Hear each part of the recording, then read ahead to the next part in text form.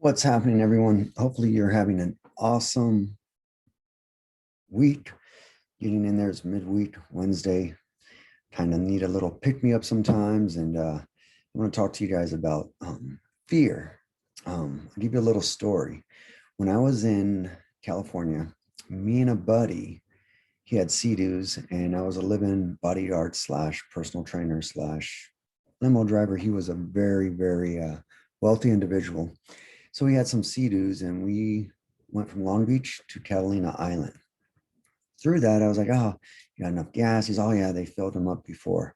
So, long story short, that's about a 20-mile ocean ride.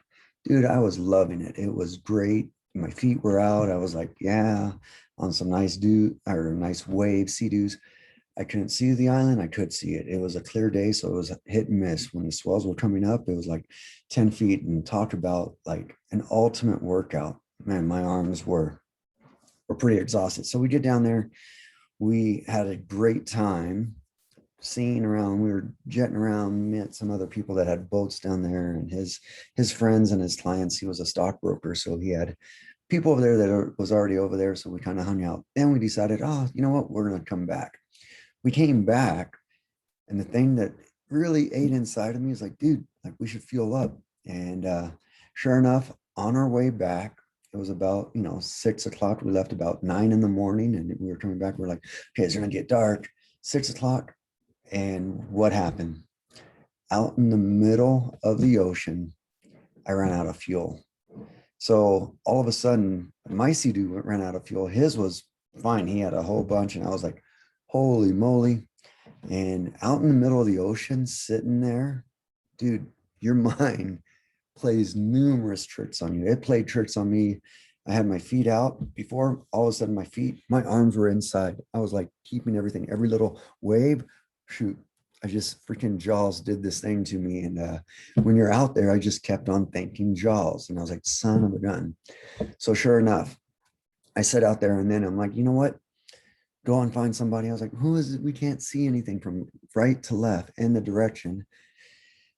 Long story short, he didn't find anybody. He comes back. He ended up getting some rope, which was a blessing. So I'm on the back of him. We're doing like a wheelie in the ocean, towing the other Sea-Doo because both of us are on there. I'm like snuggled right to his back like a backpack. I was not leaving nothing out there. We get to the white wall, the bait house out on the island out there before the breakwater happens in Long Beach.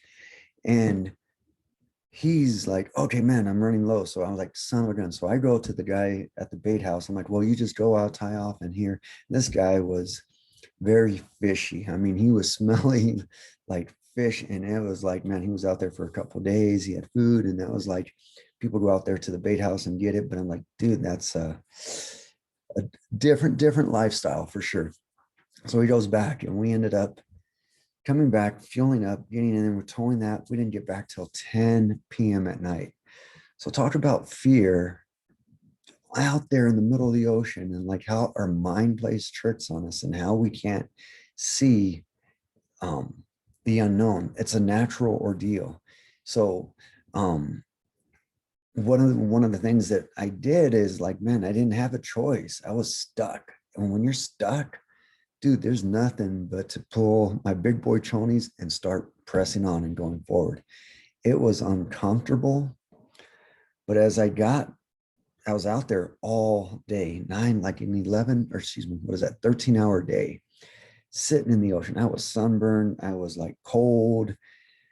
It was so uncomfortable, but the fear eventually disappeared, knowing that it was okay. But yet I instilled all the fear, which is normal, based on what I projected the outcome would have been, or what I was thinking and what was I doing.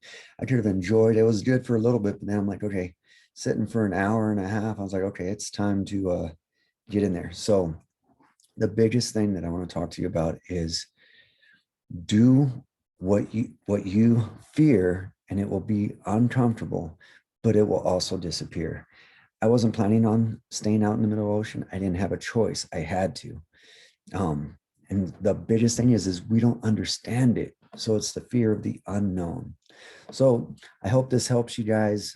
shed light on a little story of my own life about fear. And there's many more that I can tell you more, but have an awesome day and face fear and you will get through it. As much as uncomfortable it is, just do that little bit